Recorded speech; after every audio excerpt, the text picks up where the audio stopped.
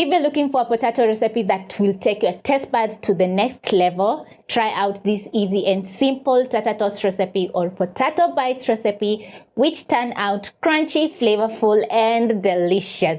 You can serve the tater tots as appetizers for your guests or even make for your family, and everyone is going to enjoy these delicious little bites.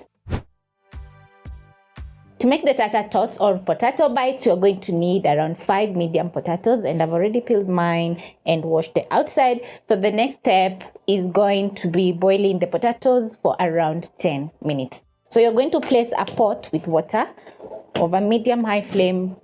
Place in your potatoes,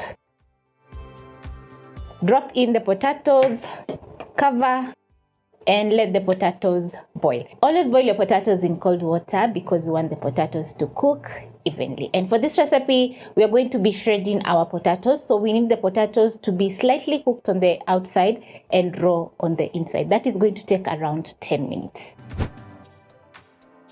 As the potatoes are cooking, I'm going to be making a sauce for my tater tots. So over here, I have some mustard, sriracha, ketchup and mayonnaise, and I'm using Eggless mayonnaise which is so good. So in a bowl, I'm going to be adding in some mayonnaise, about a quarter cup,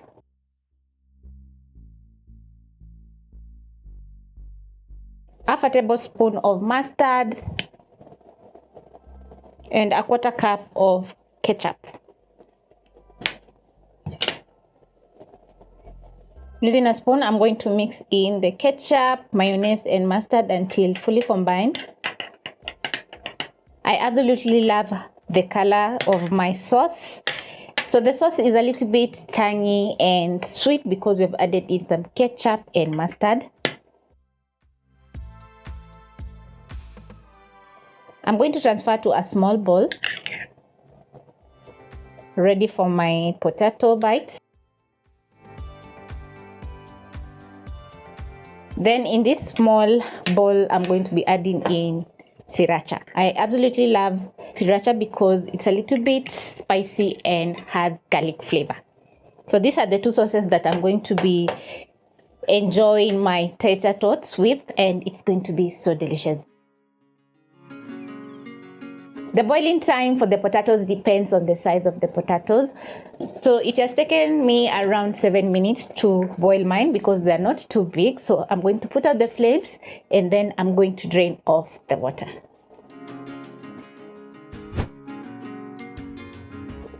When you've drained the water from the potatoes, you're going to remove the lid and let the potatoes rest for around 5 to 10 minutes until completely cooled. So what will happen is the moisture is going to escape because we need the potatoes to be very dry. When the potatoes are cooled, you'll need a box grater. So I'm going to pick mine and then I'm going to be grating my potatoes into my bowl. You're going to grate your potatoes using the large holes. And it's going to be very easy for you because the inside of the potato is raw and the outside is not mushy at all. When you have a small piece of potato just like this, put it aside because you don't want to grate your fingers. Then you're going to pick the next and finish off grating your potatoes.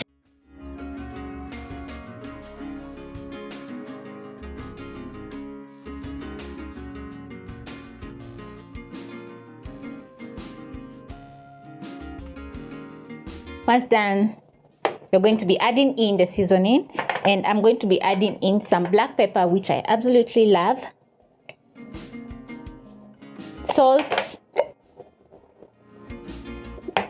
garlic powder, and paprika.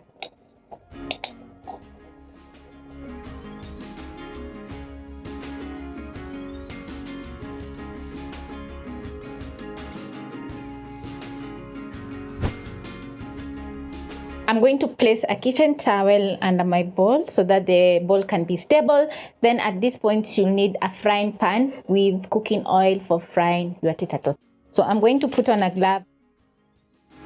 Mixing the seasoning together with the potatoes until fully combined. Then at this point, you're going to add in a tablespoon of flour, which is going to bind together the potatoes as we are forming the tater tots or the potato bites. So I'm going to combine the flour together with the potatoes just like this. Give a little bit of kneading, and once done, I'm going to use a cake scraper and chop down the long shredded potatoes.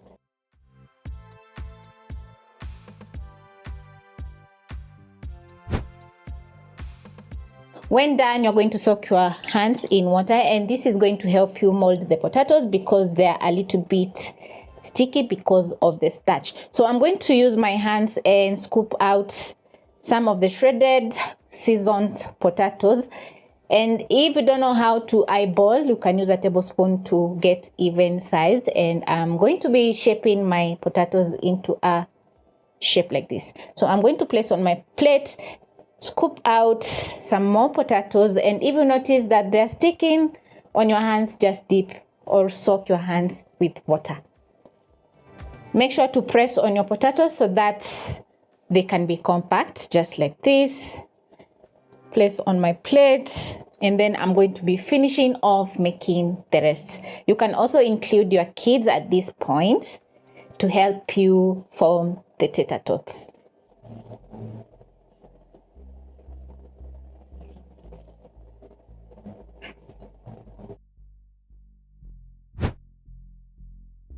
You're going to put on your flames and let the cooking oil get hot. Check if the cooking oil is ready by inserting a skewer. When you notice small bubbling, the oil is ready for your tater tots. So I'm going to carefully drop in the tater tots into the cooking oil by dropping them on the sides of the pan so that they can slide into the cooking oil. You need the tater tots to be crispy on the outside and cooked on the inside. So the trick here is not to overcrowd your pan because the temperature of the oil is going to drop and you're going to get some soggy tater tots. At this point, you'll need a skimmer, a plate lined with kitchen paper towel so that the tater tots can drain off the excess oil when ready. I have my sauce over here ready for plating. I'm going to put them aside. Then I'm going to be frying my tater tots for around 2 to 3 minutes or until they have a perfect golden brown color.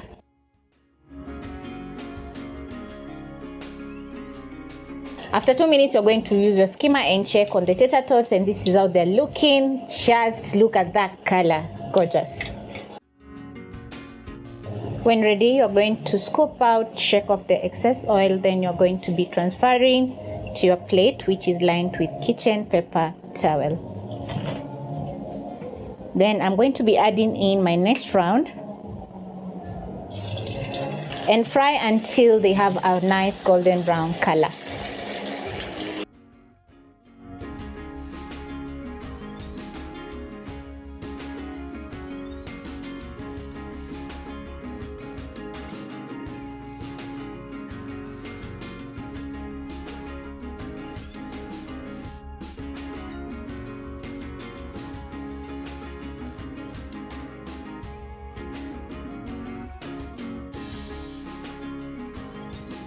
When your tater tots are ready, they are going to be looking so gorgeous with a very rustic look that I absolutely love, not forgetting a perfect golden brown color.